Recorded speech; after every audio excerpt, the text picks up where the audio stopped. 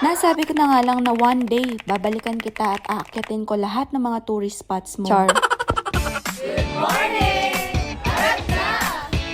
At eto na nga ang ating pagbabalik sa Sagada. Napagkasunduan na nga namin ng mga pinsan at ng mga kapatid ko na pumunta na kami dito sa Sagada. Kaya naman isang buwan pa lang ay nagsipag-leave na rin sila sa kanilang mga trabaho para naman maisakatuparan na namin ito. Alas 3 ng madaling araw nga kami bumiyahe para naman agad kaming makarating doon. At mas pinili na nga lang naming dumaan dito sa Cannon Road. Wrong choice nga lang dahil ginagawa pala yung tulay dito. Imbes na mapadali nga ang biyahe namin ay dito na rin kami naabutan ng liwanag. Kaya naman kung kayo ay may balak na pumunta sa Baguio ay doon na kayo sa Marcos Highway dumaan. Mga isang oras din kaming na-stuck doon mga sis at sa wakas nga, eto nga nakita na namin ang ulo ng lechon. Ay, ulo pala yan ng leon mga sis. Ay rogo. Pag-akyat nga namin dito ay dumiretso na kami dito sa may Balahaja Kitchenette. Syempre ibibida ko to sa mga pinsan ko dahil nga alam kong masarap dito. Kaya nga lang pagdating namin hindi pa luto yung bulalo nila kaya lumipat kami dito sa may tabi nila. Grabe naman sobrang sarap ng bakareta nila dito. Pagtanong-tanong nyo na lang yung nagluluto ng bakareta dito at siya kung magugustuhan nyo. Nagpahinga nga lang kami dito saglit at tumuloy na rin kami sa biyahe dahil 4 to 5 hours pa nga bago makarating ng Sagada. Mahabang biyahe ngayon na puro zigzag mga sis. Kaya kung hindi ka rin sanay magbiyahe ay talagang mahihirapan ka papunta dito. Pero buti na lang napakagaling ng driver namin na si Kuis. Walang nahilo sa amin na talagang na-enjoy lang namin ang buong biyahe. Along the way nga ay madadaanan nitong hagdan-hagdang taniman ng gulay. Hindi nga talaga maiinip ang mga bumabiyahe dito dahil napakaganda talaga ng mga tanawin. Medyo nakatipid nga rin kami sa diesel dahil hindi namin kinailangan mag-aircon, napakalamig kasi ng hangin. And finally, touchdown Sagada. Mga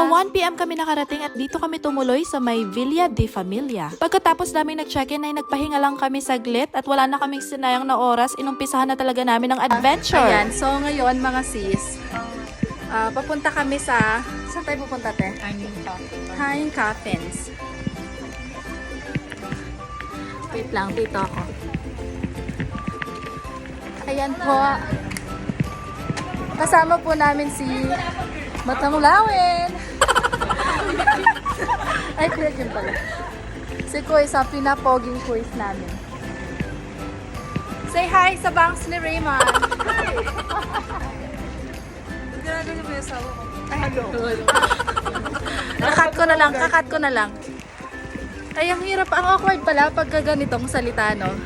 Iba lang yung voice over. At saka, kapag sa voice over, Tinatry ko pa nga mag-actual voice dyan, pero talagang nauubusan ako ng sasabihin. Ang hirap nga lang kasi magsalita nang naglalakad ka mga sis. Kuya, malayo pa? Malayo pa yung start. Malayo pa yung start mo yun. Hindi pa nag-i-start. Malayo pa daw yung literal na malayo pa nga yung start na papunta dun sa pupuntahan namin. Mga ilang minuto na rin kami naglalakad nang malaman namin hindi pa pala kami nag-uumpisa nun. At kung mapapansin nyo nga ay naka-jacket pa rin ang iba sa amin kahit na napakainit ng tirik ng araw. Dahil nga malamig ang klima dito sa Sagada. Nadaanan pa nga namin itong mga golden retriever na to na napagod daw sa hiking. Pwede nga rin pala magpa-picture sa kanila at hindi naman sila naniningil. Kusang ibibigay mo lang yung gusto mo. After picture taking nga ay konting briefing na rin mula sa aming tour guide. Nakalimutan ko na yung sinabi niya tungkol sa simbahan na to pero sikat daw ito dito. Wait, parang pinasabog yata ito ng mga Hapon tapos ni-rebuild ng mga Amerikano. At isa nga rin ito sa mga historical places dito sa Sagada. At dito na nga raw ang starting point ng aming hiking papunta sa mga hanging coffins. Mag-aalas 4 na nga ito ng hapon kaya naman dapat naming bilisan ang aming paglalakad para hindi kami abutan ng dilim sa gitna ng kagubatan. Yan guys, nag-start na kami mga sis. So far, good pa ba? Atche? Kaya pa naman. Mag-aalas 4 na nga ng hapon dito mga sis, pero paakyat pa lang kami. Ideal time talaga ng pag-akyat dito ay maaga dapat. Carry lang naman dahil sabi nila kuya, ito nga raw ang pinaka-basic sa lahat ng mga hiking destinations dito sa Sagada. Kung mapapansin nyo nga ay isa lamang itong ordinaryong sementeryo. Pero sa likod nga nito ay nagkukubli ang isang misteryo. Dito nga sa part na to ay medyo nakaramdam na ako ng init sa katawan. Kaya tinanggal ko na rin yung jacket ko dyan para naman dumampi sa aking katawan ang malamig na hangin. Nagsisimula na rin kasi akong pawisan dyan dahil nga sa pagod ng pag-akyat baba dito sa bundok. Medyo nakaayos na rin naman yung dinaanan namin dito dahil kung nakikita nyo nga ay may mga railings at hagdan na rin yung dinaanan namin dito. Hanging Coffins, here we come. Pag-picture tayo dyan? Ay, ito macho.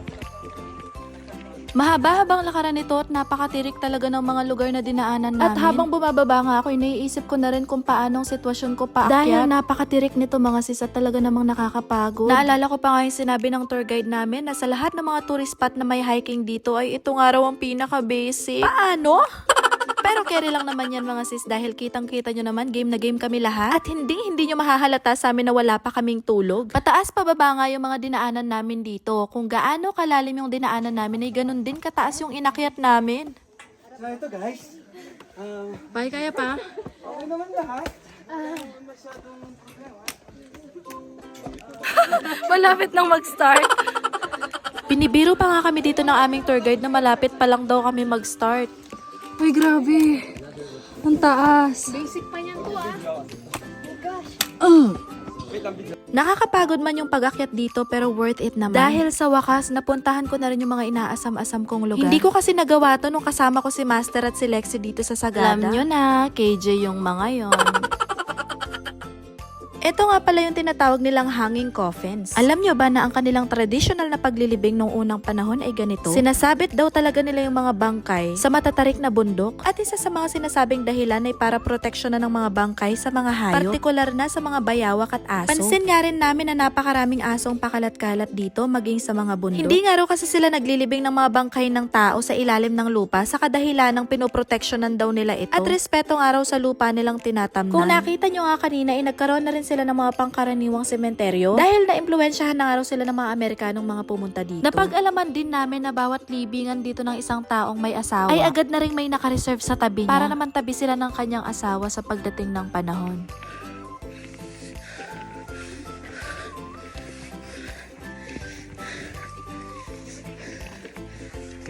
Paakyat na nga rin pala kami dyan at palabas na rin kami ng bundok kaya kung mapapansin nyo, grabe na rin yung hingal namin dyan. Habang paakyat nga kami ay nakita naman namin itong mga malalaking tipak ng mga bato kaya nagpa-picture na rin kami. Bilang konting pahinga na rin dahil hindi pa nga kami nakakalahati pabalik. Ngayon ko lang na-experience na umakyat sa mga ganito katataas na bundok. Di ko naman akalain na ganito pala kasaya to at ka-fulfilling.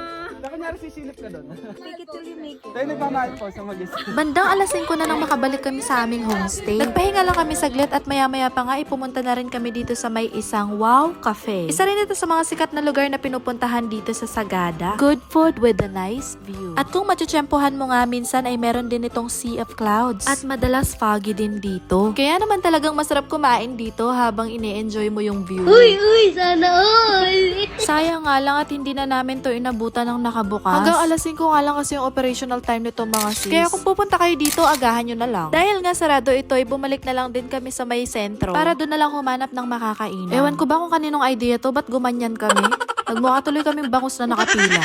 Naglakad-lakad na nga lang kami dito para humanap ng kakainan at nang madaanan naman namin itong Honesty Wine Bar na to. 40 pesos nga raw kung full shot at 20 pesos naman kung half shot. Ang isa nga dito ay tinatawag nilang Bugnay Wine at yung isa naman ay Rice Wine. Kaya naman tinry na rin namin ito syempre ni Ate Jean. For the go! Tinry na nga ni Ate Jean ang Bugnay at sa akin naman ay Rice Wine. Nagustuhan ni Ate Jean ang Bugnay pero hindi ko nagustuhan ang lasa ng Rice Wine. Nagpalit pa nga rin kami dyan para matikman ko naman yung Bugnay. For me, mas okay ang Bugnay kaysa sa Rice Wine. Pareho namang okay sila kay Ate Jean. Isa nga rin pala itong Lemon Pie House sa pinagmamalaki dito sa Sagada. Kaya tinry na rin namin. Hindi lang siguro kami mahilig sa maasim na cake kaya hindi namin masyadong bet yung lemon pie. After ng mahabang lakaran ay dito na nga rin kami nag-decide na kumain. Maya-maya pa nga ay umuwi na rin kami dahil sobrang pagod na rin kami at eto nagkaroon kami ng time para gumawa ng house tour. Hi! Welcome to our ano tawag dito? Homestay. Ayan. Pagpasok, ito na ang living room. Sino? May tumatay ba? Ito si ate. Halika, ang aming pinakamagandang ate. Si Ate Jean. Ayan. Ito si Binel. Ayan. And then, si Raymond with the bangs. And ito po ang kanilang living room. Going here naman is the kitchen. Ayan, as you can see, meron silang malaking ref. And then the dining table na sobrang gamit na gamit namin kasi dito po kami halos kumain sa bahay na to. Hindi na kami, twice lang yata tayo kumain sa labas na to. Yes. Nagluto na lang kami. Ayan, para tipid-tipid. Ayan, and then, the sink. And then, kumpleto sila ng gamit dito na pwede lahat gamitin. Pakita mo yung gamit nila. Ayan, dito naman sa side na to. Ayan, meron silang mga panoramic window na nagsisilbing aircon for ventilation dahil napakalamig po sa Sagada. Meron sila ditong lutuan with oven. At meron din silang mga ilang appliance dito na talaga namang gamit na gamit din namin. Okay. They have common toilet here dito sa likod. Uy, appreciate natin itong mga gamit nila. Oh. Ayan, you can use all of them. Pero sa sobrang dami, syempre hindi mo naman lahat yan gagamitin. Ayan, this side naman po, meron silang common toilet. May tumatay ba? Puro tayo po kami kasi. Wala kaming ginawa dito kundi puro tayo. May tumatay. Ayan, meron din mga books na pwedeng basahin. Oh, huli ka. Siya po yung tumatay. Okay, next. Okay, next. Dito tayo sa kanilang first room. Ay, may nagbibihis. Oh, may nagbibihis. Dito tayo sa kanilang second room. Papasok po kami. Ay, may massage sessions na nagaganap dito. Ayan, they have 2 queen size beds po dito. Kasya ang 4 na katao. Ayan. This is Ate Majo. And her boyfriend, Kuis. Ayan. Sila na lang masaya dito sa Sagada.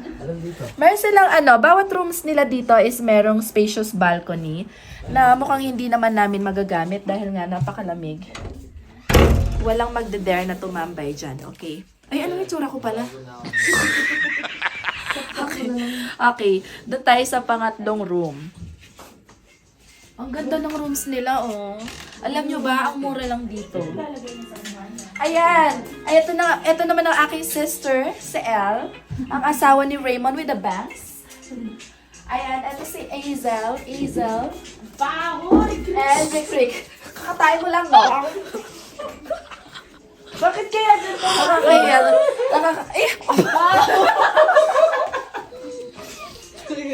Paano ko na mapapagan? Paano ko na mapapakita yung ano? Buksan may pinto dyan, bro. May pinto dyan. Kasi dinaagan mo grabe yung tae niya. Basta may kwarto doon mga sis. Isang bed and extra bed. And then may balcony din. Meron siyang own CR. Hindi ko lang pwedeng pasukin dahil mapanganib. Guys, let's appreciate the living room. Yes. Ayan.